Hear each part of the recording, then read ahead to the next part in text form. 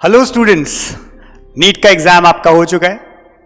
I hope कि बहुत अच्छा हुआ होगा। और नेक्स्ट जो आपके सामने एक क्वेरी है दिमाग में, वो है काउंसलिंग। तो आज मैं आपके सामने आया हूं काउंसलिंग को समझाने के लिए। काउंसलिंग क्या होती है, कैसे होती है, कौन से राउंड्स होते हैं और किस तरह से आपको काउंसलिंग को करना होगा। सबसे पहली चीज मैं आपको बताऊंगा कौन से वो स्टूडेंट्स हैं जो एलिजिबल है काउंसलिंग के लिए। So eligible students for counselling, eligible students वो होंगे जो कि अगर जनरल में है और 50 परसेंटाइल बना। याद रखिए 50 परसेंटाइल क्या है ये।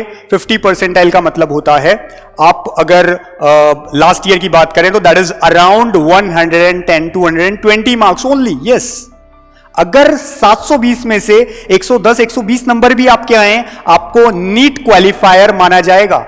बट डजंट मीन कि आपको कोई कॉलेज अलॉट होगा या नहीं, क्योंकि क्वालिफायर तो वो भी होता है जिसके 720 में से केवल 110 120 नंबर ही आते हैं। काउंसलिंग का प्रोसीजर क्या है उसको समझने से पहले सबसे इंपॉर्टेंट आप समझिए, हम बात कर रहे हैं अब ऑल इंडिया काउंसलिंग की। यानी अब आप जो अपीयर होंगे रिजल्ट आने के बाद, सबसे पहले आएगी all India counselling. All India counselling क्या है? यानी एमसीसी, जिसका नाम है मेडिकल काउंसिल कमेटी। एमसीसी क्या करने वाली है? वो रजिस्ट्रेशन प्रोसेस ओपन करेगी, आपके काउंसलिंग का प्रोसेस ओपन करेगी।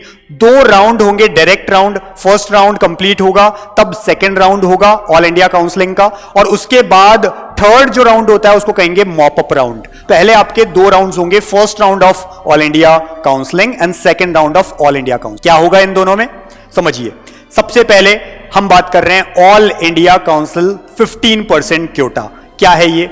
यानी आप लोग अब जो काउंसलिंग में पार्ट लेंगे वो है ऑल इंडिया काउंसलिंग, और उसमें भी 15% क्योटा पे आपका सबसे पहला पार्ट होगा। यानी 15% क्योटा का मतलब है इंडिया के जितने भी कॉलेजेस पार्ट लेंगे इस ऑल इंडिया काउंसलिंग में, उनको 15% सीट्स तो भरनी है ऑल इंडिया से, जबकि 85% सीट्स उनकी बनेगी स्टेट क्योटा से। इसको समझिए। लेट्स से अपन बात करते हैं कि आपका एक स्टेट है, आपके स्टेट में आप किसी एक सिटी में रहते हैं, कोई भी सिटी की बात कर लीजिए। लेट्स से आप नागपुर रहते हैं, लेट्स से आप लखनऊ रहते हैं, लेट्स से आप शिमला रहते हैं। जहां भी आप रहते हैं, आपके यहां जो मेडिकल कॉलेज है, किसी भी एक मेडिकल कॉलेज का नाम ले लीजिए जो गवर्नमेंट मेडिकल कॉलेज हो। उस गवर्नमेंट मेडिकल कॉलेज में अगर 100 सीट्स हैं, अगर 100 सीट्स हैं वहां पे टोटल एमबीबीएस की, तो उन 100 सीट्स में से 85 सीट्स तो स्टेट कोटा के लिए रिजर्व होंगी, जबकि 15 seats will be reserve for all India quota. याद रखिए आप 15 सीट्स आपकी रिजर्व होगी ऑल इंडिया कोटा के लिए। ये 100 सीट्स में से। 200 सीट्स में से बात करें तो हो जाएगा ये 30, यानी 15%। 15% सीट्स जो होती हैं वो ऑल इंडिया कोटा के लिए रिजर्व रहती है, जबकि 85% सीट्स जो हैं वो स्टेट कोटा के लिए रिजर्व रहती है। ये आप सबसे पहली चीज समझ लीजिए। नेक्स्ट है process of all India counselling. क्या होती है ऑल इंडिया काउंसलिंग, कैसे होती है? सबसे पहले देखें, इसमें आपको 4 स्टेप्स में काउंसलिंग कंप्लीट करनी होगी। फर्स्ट स्टेप क्या होगा? रिजल्ट आने के बाद आपको जाना है वेबसाइट पर एमसीसी की, यानी वेबसाइट का नाम है www.mcc.nic.in। ये एक वेबसाइट है। इस वेबसाइट पे आपको जाकर के क्या करना है? जैसे ही आप इस वेबसाइट पे जाएंगे आपको ऑप्शन मिलेगा NEET UG counselling, NEET PG counselling. आपको किस में जाना है? नीट यूजी काउंसलिंग में। जैसे ही आप नीट यूजी काउंसलिंग में जाएंगे, जाते ही आपको एक और नया पेज रीडायरेक्ट हो जाएगा। इस पेज पे लेफ्ट साइड में सबसे ऊपर लिखा रहेगा न्यू रजिस्ट्रेशन। जैसे ही आप न्यू रजिस्ट्रेशन में जाएंगे, न्यू रजिस्ट्रेशन में आपको क्लिक करना है और एक हम कह सकते हैं रजिस्ट्रेशन फॉर्म आपके लिए अपीयर हो जाएगा। रजिस्ट्रेशन फॉर्म में कुछ इंफॉर्मेशंस हैं, ये आपको फिल करनी है। जैसे आपका रोल नंबर, जैसे आपका एक रोल नंबर के अलावा होता है रजिस्ट्रेशन नंबर, जो आपने at the time of registration भरा होता है। जब आपने नीट का फॉर्म भरा होता है उस समय आपने कौन सा ये नंबर लिया है, वो नंबर आपको एडमिट कार्ड के अलावा भरना होता है। तो रोल नंबर आपको भरना है, आपका रजिस्ट्रेशन नंबर आपको भरना है, आपके खुद का नाम सही आपको जैसा आपने भरा है, जैसा 10th की मार्कशीट में है वैसा लिखना है। इसके बाद आपके मदर्स नेम आपको लिखना है, मोबाइल नंबर लिखना है, ईमेल आईडी लिखनी है। ये सब इंफॉर्मेशंस आपको लिखनी है। लास्ट में एक सिक्योरिटी नीचे एक कैप्चा बना होता है, उसको भी आपको जैसा लिखा हुआ है वैसा ही लिखना है और सबमिट कर देना है। सबमिट करने के बाद अब क्या होगा? आपको एक नया रोल नंबर और पासवर्ड मिलेगा। याद रखिए, एक नया रोल नंबर और पासवर्ड जनरेट होगा, इसे आप लिख लेंगे अपने पास और फिर से एमसीसी की साइट पे जाएंगे। अब लॉग इन करेंगे, यानी पिछली बार आपने क्या किया, पिछली बार आपने रजिस्ट्रेशन किया था, न्यू रजिस्ट्रेशन का प्रोसेस अब आपने कंप्लीट किया है। अब आप क्या करेंगे, आप वापस जाएंगे और जाकर के लॉग इन दबाएंगे। जैसे ही आप लॉग इन में जाते हैं, लॉग इन में आपसे पूछा जाएगा एक रोल नंबर और पासवर्ड जो कि अब आपके लिए नया जनरेट हुआ है। ये रोल नंबर और पासवर्ड आप क्या करेंगे, फिल करेंगे और सबमिट कर देंगे। सबमिट करते ही फिर से आपको एक नए पेज पे रीडायरेक्ट कर दिया जाएगा जहां आपकी सारी इंफॉर्मेशन आएंगी। सारी इंफॉर्मेशन मतलब जो भी आपने नीट के फॉर्म में भरा है, सारी इंफॉर्मेशन आपके सामने होंगी। आपको वेरीफाई करनी होगी, सारी इंफॉर्मेशन को चेक करना होगा, देखना होगा कि क्या आपने सब चीजें सही से फिल करी थी। क्या यहां पे जितने भी नाम लिखे आ रहे हैं, आपका नाम, फादर्स नेम, आपके मदर्स नेम, आपकी सिटी, आपका जो रोल नंबर रहा है नीट के अंदर, वो आपका एडमिट कार्ड जो था, क्या वो सही तरीके से था, सब कुछ चीजें उसमें वैसा का वैसा है। जो आपका सेंटर आया था वो वैसा ही है। क्या आपका मोबाइल नंबर, आपका ईमेल आईडी, सब चीजें सही है। सारे वेरिफिकेशन करने के बाद आपको क्या करना है, सबमिट कर देना है। अगर वेरीफाई कर लेते हैं, सबमिट कर देते हैं, अब जाकर के एक रजिस्ट्रेशन स्लिप जनरेट होगी। ये रजिस्ट्रेशन स्लिप आपको संभाल करके रखनी है, सेव कर लेना है अपनी रजिस्ट्रेशन स्लिप को। आपको इसे सेव करते ही क्या होगा, आप इसे अपने पास रख लेंगे। ये आपका रजिस्ट्रेशन हो गया। That is first step of counselling process. Second step में आपको करना क्या है, पेमेंट करना है फी का, यानी नीट काउंसलिंग पेमेंट फी, यानी फी पेमेंट करना है आपको जो भी नीट काउंसलिंग है उसका। क्या रहती है फीस, देखिए समझिए। पहली चीज, अपन ऑल इंडिया काउंसलिंग की बात कर रहे हैं। दूसरी चीज, ऑल इंडिया काउंसलिंग में भी हम दो तरह के कॉलेजेस के लिए फी पे करते हैं। एक होता है जितने भी गवर्नमेंट कॉलेजेस हैं और सेंट्रल यूनिवर्सिटीज हैं इंडिया में। दूसरा होता है क्या, दूसरा होता है डीम्ड यूनिवर्सिटीज।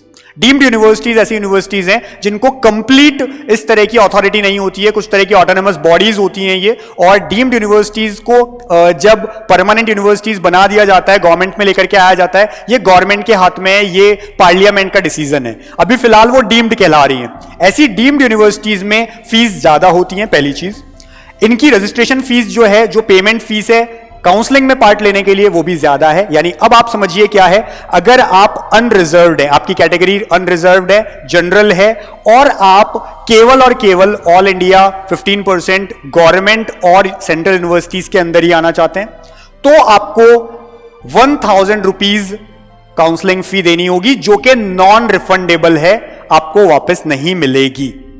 जबकि अगर आप हैं रिजर्व्ड कैटेगरी में, OBC, SC, ST, PWD, pH, कोई भी कैटेगरी अगर आपकी है, तो क्या होगा, आपको 500 रुपीज पेमेंट करना है। फी है ये 500 रुपीज काउंसलिंग के लिए।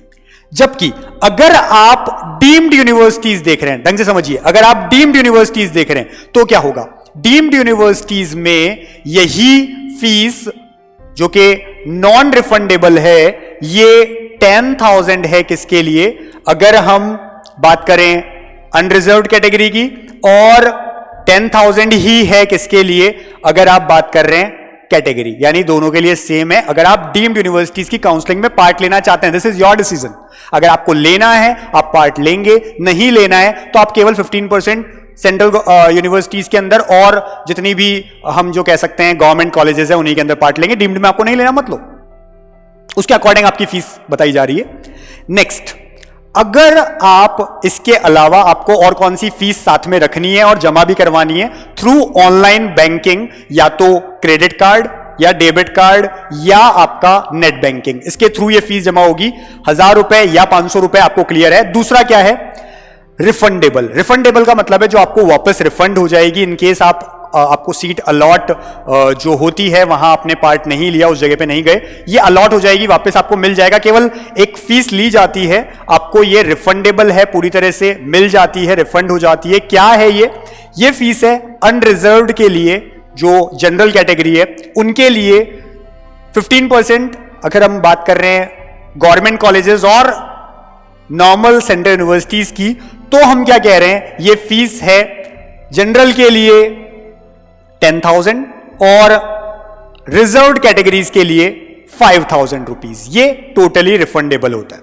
जबकि अगेन इसी चीज के लिए रिफंडेबल डीम्ड यूनिवर्सिटीज के लिए कितना है, ढंग से समझिए, डीम्ड यूनिवर्सिटीज के लिए ये है रिजर्व्ड कैटेगरीज नहीं है, अनरिजर्व्ड है, जनरल है तो 2 लाख रुपए, और अनरिजर्व्ड है, रिजर्व्ड है, कोई भी कैटेगरी हो 2 लाख रुपए। यानी रिजर्व्ड और अनरिजर्व्ड से डीम्ड यूनिवर्सिटी का कोई लेना देना नहीं है।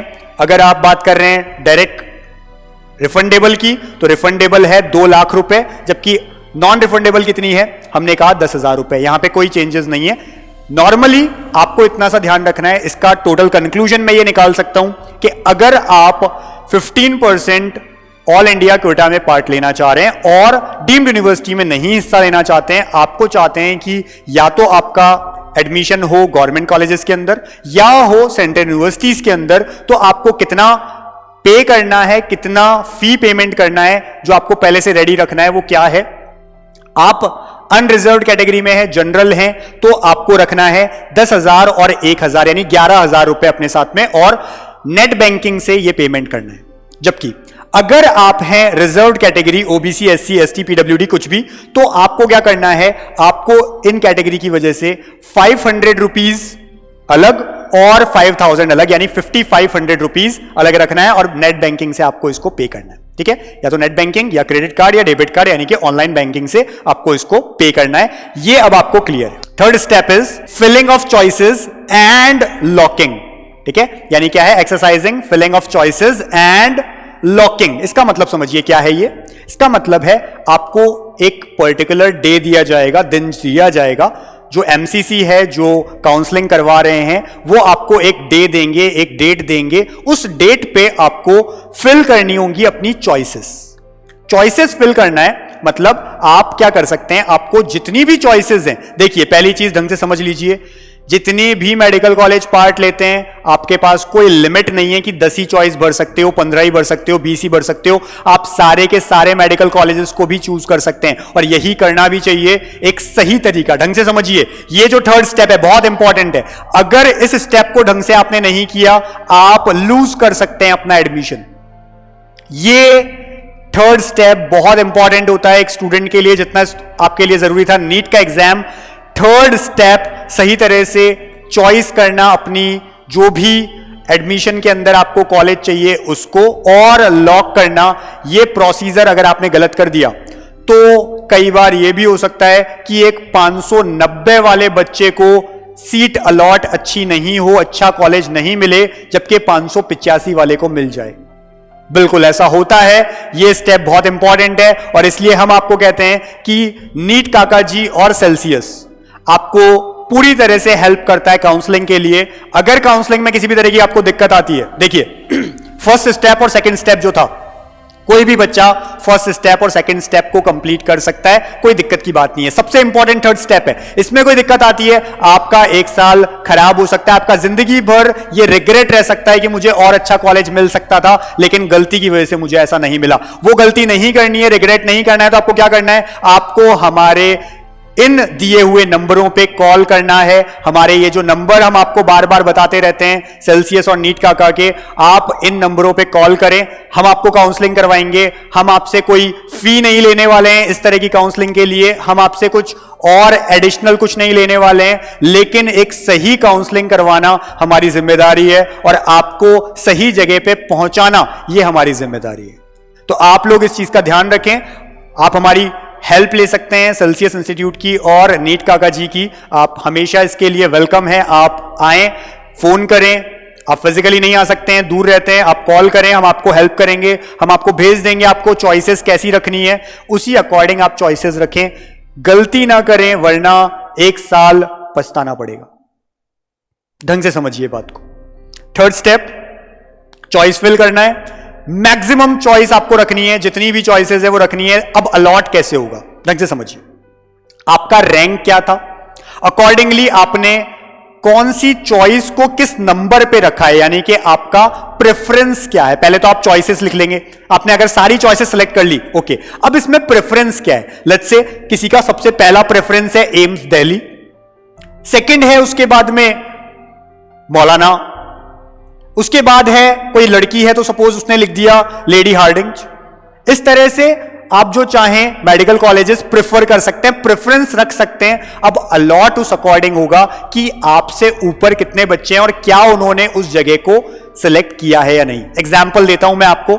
लेट्स से किसी स्टूडेंट का ऑल इंडिया रैंक आया है 65, ऑल इंडिया रैंक है 65, उसने सबसे पहले भरा है एम्स, ठीक है। 65 उसका रैंक है, ऑल इंडिया रैंक। हम कहते हैं लेट्स से एम्स के अंदर 150 सीट्स हैं, 75 अनरिजर्व्ड है, हम ऐसा मान के चल रहे हैं 150 सीट्स हैं और 75 50% जो है अनरिजर्व्ड है, बच्चा अनरिजर्व्ड कैटेगरी का है, 65 उसका रैंक आया है। तो आप खुद बता दीजिए 75 सीट्स उसके सामने है, 65 में वो खुद है, और अगर उसने कोई कॉलेज अलॉट करवाया है, अगर उसने एम्स का नाम दिया है, तो उसे एम्स नहीं मिलेगा क्या? डेफिनेटली मिलेगा। 75 तक तो किसी को कोई डरने की जरूरत ही नहीं है। डरना किसको है? 76 वाले को। अगर वो अनरिजर्व्ड कैटेगरी में है, उसका पहला ऑप्शन है एम्स दिल्ली, और एम्स दिल्ली में 75 अनरिजर्व्ड कैटेगरीज की सीट होती है। 76 वाले को डरने की जरूरत है, लेकिन ये नहीं है कि इंपॉसिबल है। 80 वाले को भी मिल सकती है। क्यों? अगर स्टार्टिंग के 5 ने एम्स दिल्ली लिया ही नहीं, कुछ और ले लिया, चांसेस कम है, हम जानते हैं, लेकिन अगर ऐसा हो गया तो चांसेस तो हैं वहां पे कम से कम। बट 65 वाले को सोचने की जरूरत नहीं है, उसे मिलेगा ही मिलेगा। इसी तरह से होता है, जो भी सीट्स हैं वो अलॉट कैसे होती हैं, आपकी रैंकिंग क्या है और आपकी प्रेफरेंस क्या है, दो चीजें इंपॉर्टेंट होती है वहां पे। अगर आपकी रैंकिंग अच्छी है और आपकी प्रेफरेंस में जो भी है आपको मिल जाएगा इजीली। कई बार रैंकिंग अच्छी है, लेकिन हो सकता है किसी की रैंकिंग है 500, उसने भरा फर्स्ट एम्स दिल्ली, नहीं मिला, ठीक है, फर्स्ट प्रेफरेंस नहीं मिली, सेकंड प्रेफरेंस मिल जाए उसे, हो सकता है सेकंड नहीं तो थर्ड प्रेफरेंस मिल जाए उसे, हो सकता है। तो इस तरह से मिलेगा। तो आपको समझना है किस तरह से ये पार्ट कंप्लीट होता है, इसे ढंग से करना बहुत जरूरी है, और इसके लिए आप हमारी हेल्प ले सकते हैं। पूरी तरह से हम तैयार हैं और हम आपकी हेल्प करेंगे। थर्ड स्टेप में एक और इंपॉर्टेंट चीज है, वो है लॉकिंग। जब तक आपने लॉक नहीं किया है, तब तक आप अपनी प्रेफरेंसेस को ऊपर नीचे कर सकते हैं, डिलीट कर सकते हैं, ऐड कर सकते हैं किसी कॉलेज को, जो चाहे आप कर सकते हैं। कब तक? जब तक आपने लॉकिंग नहीं किया, लॉक नहीं किया अपने चॉइसेस को। Once you have locked your choices, now you don't have any chance to change that. समझ लीजिए इस बात को। अगर आपने एक बार भी लॉक कर दिया, लॉकिंग जिस दिन मिलती है वो एक पर्टिकुलर डे मिलेगा, आपको कहा जाएगा सुबह 11 से 5 बजे तक के बीच में, या इस तारीख को शाम 5 से पहले पहले आपको लॉक कर देना है। आपने लॉकिंग कर दी, उसके बाद आप कोई चेंज नहीं कर सकते। उससे पहले आप हमारी हेल्प लीजिए, हम आपको बताएंगे कि आपने ये ऐसा कर दिया, इसकी जगह आप ऐसा कर लीजिए, आप चेंज कर पाएंगे, कोई दिक्कत की बात नहीं है। यानी चॉइसेस आप पहले से फिल करके रखेंगे, लेकिन लॉकिंग का जो डे होगा इंपॉर्टेंट होगा। लॉकिंग करने के बाद आप कोई भी चेंज नहीं कर सकते हैं अपनी प्रेफरेंसेस में, अपनी चॉइसेस में। ध्यान रखिएगा इस बात को, बहुत इंपॉर्टेंट है। नेक्स्ट, अब क्या है? फोर्थ स्टेप है, लास्ट स्टेप आपके हाथ में नहीं है। यह स्टेप एमसीसी का है। एमसीसी क्या करेगा? आपको इस स्टेप के अंदर सिंपली एक डे होगा जिसको हम कहेंगे क्या? इस स्टेप का भी नाम है रिजल्ट डिक्लेरेशन, यानी सीट अलॉटमेंट, जिसको हम कह रहे हैं सीट अलॉटमेंट रिजल्ट डिक्लेरेशन। तो सीट अलॉट हो रही है इस दिन, आपको एक टाइम होगा, एक डे मिलेगा, इस दिन सीट अलॉट आएगी। जैसे ही वो आ जाती है, सीट आपके सामने लिखा रहेगा कौन सी सीट आपको मिली है, कौन सा मेडिकल कॉलेज आपको अलॉट हुआ है, आप उसे देख पाएंगे। अब बात आती है, आप कहें कि मैंने तो प्रेफरेंस में ये डाला ही नहीं था, कैसे मिल गया मुझे ये? मैंने तो ये इस जगह पे डाला था, इससे ऊपर वाला क्यों नहीं मिला मुझे? तो ध्यान रखिए, आपको जब थर्ड स्टेप कंप्लीट होता है, लॉकिंग करने के बाद एक पूरा प्रिंट मिलता है अपने चॉइसेस का। यानी जो चॉइसेस आपने भरी है, जो प्रेफरेंसेस आपने भरी है, वो आप प्रिंट आउट निकालते हैं, अपने पास रख लेते हैं, आप उसमें से चेक कर सकते हैं। यानी आप ऐसा ना सोचें कि आपने कुछ भरा लेकिन आपका कुछ और तरीके से दे दिया गया है, ऐसा नहीं होता है। आपको पूरा जो चॉइस का, आपका प्रेफरेंस का, आपका लिस्ट है, आपकी वो जो लिस्ट आपने प्रिंट निकाला है, आपके पास ही रहता है। उसे रखें, मैच करें, चेक करें, जो भी अलॉट हुआ है सीट, ये अब आपको फाइनली अलॉट हो गया। यानी कि ये 4 स्टेप हैं कंप्लीट प्रोसीजर के। अब इसके बाद क्या करना है, इसके बाद को समझिए। जैसे ही आपको सीट अलॉट हो गई है, फर्स्ट राउंड कंप्लीट हो गया है ऑल इंडिया क्योटा का, अब आपके पास क्या है? आपको जाकर के उस कॉलेज में फिजिकली वेरीफाई करवाना है अपने आप को, अपने सारे डॉक्यूमेंट्स को, और सारे डॉक्यूमेंट्स कौन कौन से होंगे उनकी लिस्ट समझ लीजिए जो आपको अभी से रेडी रखना है। आपको पास में डॉक्यूमेंट्स होने चाहिए, आपका एडमिट कार्ड, आपका नीट का एडमिट कार्ड बहुत इंपॉर्टेंट है। आपका जो रिजल्ट आया है, जो नीट का रिजल्ट आपके सामने आया, वो आपके पास रहना चाहिए, यानी कि आपकी रैंक लिस्ट भी वही है।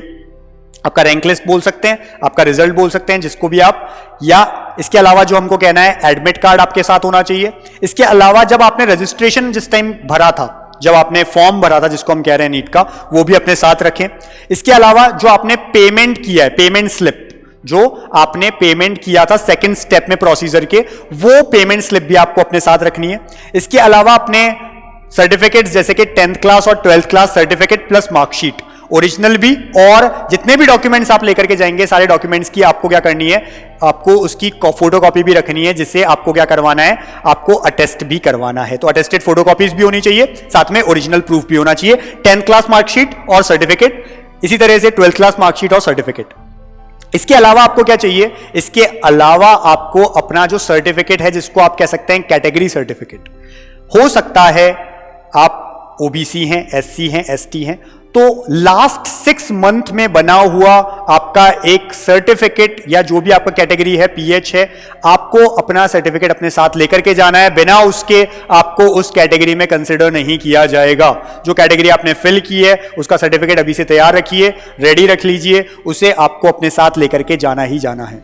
ये सारी चीजें आपको अपने साथ लेके जानी है। इसके अलावा 8 पासपोर्ट साइज फोटोज, याद रखिएगा 8 पासपोर्ट साइज फोटोज, सेम जैसे कि आपने एडमिट कार्ड में लगाई है, जैसे कि आपने नीट वाले दिन अपनी अटेंडेंस शीट में लगाई थी, वो ही सेम 8 आपकी सेम पासपोर्ट साइज फोटोज भी आपको रखनी है। ये सब चीजें, ये सारे डॉक्यूमेंट्स आपके काम आएंगे कब, जब आपको फिजिकल वेरिफिकेशन करवाना पड़ेगा कॉलेज में। अब बात समझिए आप, ये बात हो गई हमारी first all India Kyoto counselling, यानी AIQ ऑल इंडिया क्योटा हम कह रहे हैं, काउंसलिंग है, राउंड 1 कंप्लीट हो गया।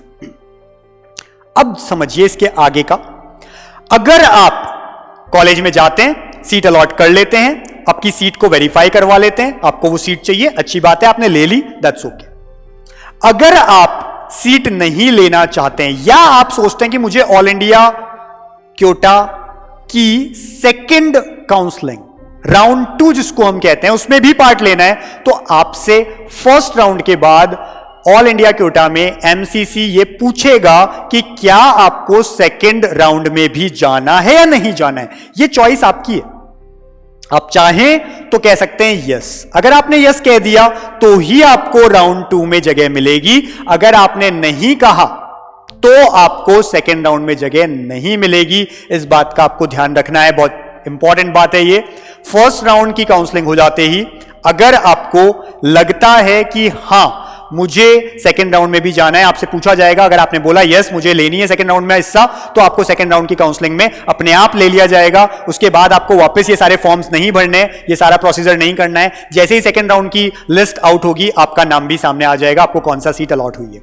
अगर आपने नहीं भरा तो क्या होगा, जो आपकी प्रॉब्लम है वो बढ़ जाएगी, क्योंकि अब आपने कह दिया है कि मुझे सेकंड काउंसलिंग में हिस्सा नहीं लेना है, और फर्स्ट काउंसलिंग अब आपकी ऑलरेडी हो चुकी है, यानी जो आपको सीट मिली है वो आपको लेनी ही पड़ेगी, उसके बाद आप उसे नहीं छोड़ सकते, ये आप ध्यान रखिए। इसी तरह से अगर आपने ऑल इंडिया क्योटा में 15% ऑल इंडिया क्योटा में आइदर फर्स्ट राउंड या सेकंड राउंड या मॉपअप राउंड किसी में भी सीट अलॉट करवा ली है, उस जगह कॉलेज में जाकर के फिजिकल वेरिफिकेशन भी करवा लिया है, तो आप स्टेट क्योटा की सीट नहीं ले सकते। आपसे एक बॉन्ड साइन करवा लिया जाता है कि मैंने सो एंड सो कॉलेज ले लिया है और मैं अब स्टेट काउंसलिंग में नहीं अपीयर होऊंगा, तो अब आपकी स्टेट काउंसलिंग जो होगी उसमें आप नहीं जा सकते। लेकिन अगर आपने इन काउंसलिंग्स में जो अलॉट हुआ है आपको कॉलेज ऑल इंडिया का, वो आपने नहीं लिया, तो आप स्टेट काउंसलिंग में भी पार्ट ले सकते हैं, जो 85% सीट्स के लिए होती है। तो अब आपको समझ में आ चुका है काउंसलिंग कैसे होती है, क्या होती है। अगर फर्स्ट राउंड की काउंसलिंग हो गई और सेकेंड राउंड में वापस आप जाते हैं, तो आपको फिर से रजिस्ट्रेशन नहीं करना है, आपको फिर से फीस नहीं देनी है, जो पहली बार दी थी वही काम आएगी, ये आप ध्यान रख लीजिए। ये प्रोसीजर वापस नहीं करना है। हाँ, चॉइस आप वापस भरेंगे, जैसा आपको भरना है, प्रेफरेंस आप वापस दे सकते हैं, रिजल्ट वापस डिक्लेयर होगा, ये जरूर होगा, लेकिन आपको फीस वापस नहीं देनी। यहां तक हमने क्लियर कर लिया है कि काउंसलिंग कैसे होती है और प्रोसीजर्स क्या है काउंसलिंग के, एलिजिबिलिटी क्या है काउंसलिंग की। इस बार के लिए कुछ इंपॉर्टेंट आपको बता दूं मैं ये कि लास्ट ईयर 2019 में ऑल इंडिया क्योटा के लिए जितने मेडिकल कॉलेजेस आए थे उनका नंबर था 193 कॉलेजेस ऐसे थे, मेडिकल कॉलेजेस इंडिया के, जो ऑल इंडिया क्योटा काउंसलिंग के अंदर अपीयर हुए थे, यानी उन्होंने पार्ट लिया था। इस बार ये कॉलेजेस का नंबर इंक्रीज होके हो रहा है कितना, 235। एज वी ऑल नो कि एम्स की इस बार अलग काउंसलिंग नहीं होगी, एम्स का अलग एग्जाम नहीं होगा, नीट के साथ ही है। तो नीट के साथ ही है, इसमें हमको पता है कि नीट की जो काउंसलिंग है उसमें एम्स भी सारे पार्ट लेंगे, ऑटोनोमस बॉडीज जैसे जिपमर भी साथ लेगी, तो हर एक कॉलेज भी इसमें साथ में होंगे और इसलिए इनका नंबर इस बार बढ़ गया है। 235 जो कॉलेजेस हैं वो अब पार्ट लेने वाले हैं इस बार नीट की ऑल इंडिया क्योटा सीट्स के लिए। नीट में ही ऑल इंडिया क्योटा 15% के लिए जो हम कह रहे हैं, पिछली बार सीट्स थी फर्स्ट राउंड में वो थी 4064। 15% क्योटा सीट्स जो हम कह रहे हैं ऑल इंडिया क्योटा में थी वो थी कितनी, 4064 सीट्स एमबीबीएस के लिए, जो कि इस बार बढ़कर हो रही है कितनी, 4591। याद रखिए सीट्स भी इंक्रीज हुई है ऑल इंडिया क्योटा के लिए। तरीके से सही तरह से अगर आपने काउंसलिंग की तो काम आएगा, काउंसलिंग सही तरह से नहीं हुई, अगर चॉइसेस सही से नहीं फिल हुई, प्रेफरेंसेस सही से फिल नहीं हुई, पछताओगे आप, आपको बाद में रियलाइज होगा कि हमें जो कॉलेज मिलना चाहिए था वो नहीं मिल पाया। फिर से बोल रहा हूं, ऐसी गलती ना हो उसके लिए हम आपके लिए रेडी हैं, आपके सामने नीट काका जी और सेल्सियस रेडी है, आप जब चाहें हमसे हेल्प ले सकते हैं। उसके लिए जो नंबर आपके सामने लगातार फ्लैश होता रहता है हमारा, इन नंबरों पे आप कॉल करें, हमसे हेल्प लें, जिस तरह की भी आपको कोई प्रॉब्लम है आप पूछिए। ये सब डिटेल्स थी ऑल इंडिया क्योटा काउंसलिंग की। फिलहाल आज के दिन में हम बोले तो इनकी कोई डिटेल्स, इनकी जो डेट्स हैं वो डिक्लेयर नहीं हुई है। जो हमने फीस बताई थी वो 2019 के अकॉर्डिंग है, 20 में अगर कुछ रिवाइज होती है तो हम अभी कह नहीं सकते। डेट्स सारी फर्स्ट राउंड की, सेकेंड राउंड की, मॉपअप राउंड का मतलब मैंने आपको बताया क्या होता है। सेकेंड राउंड के बाद भी अगर कोई बच्चा ऐसा है जिसको अलॉट नहीं हुई है सीट, लेकिन सीट्स बाकी हैं, अगर सीट्स बाकी हैं ऑल इंडिया की और अलॉट नहीं हुई है तो मॉपअप राउंड में फिजिकली बच्चों को या तो बुलाया जाएगा या ऑनलाइन मॉपअप राउंड करवाया जाएगा। रैंकिंग के अकॉर्डिंग उनको जो भी सीट्स बच रही हैं वो अलॉट हो जाती हैं, ये होता है मॉपअप राउंड। तो ये 3 राउंड्स हैं, इंपॉर्टेंट राउंड्स हैं ऑल इंडिया क्योटा के लिए। इसी तरह से जब ऑल इंडिया क्योटा होता है, साथ साथ में फर्स्ट राउंड होने के बाद में स्टेट काउंसलिंग भी स्टार्ट हो जाती है। आने वाले वीडियोस में हम स्टेट काउंसलिंग के बारे में भी बताएंगे आपको। जब स्टेट काउंसलिंग के बारे में डिटेल्स आएंगी, कुछ गाइडलाइंस आएंगी या इस तरह का कोई नोटिफिकेशन आउट होता है तो आपको जरूर बताएंगे कि किस वे में उसको आपको फिल करना होगा, किस तरह से आपको उसमें पार्ट लेना है। तो इसके साथ ही मुझे लगता है कि आपको बहुत सारी चीजें क्लियर हुई होगी। सो आज के लिए इतना ही। Thank you so much. Thank you.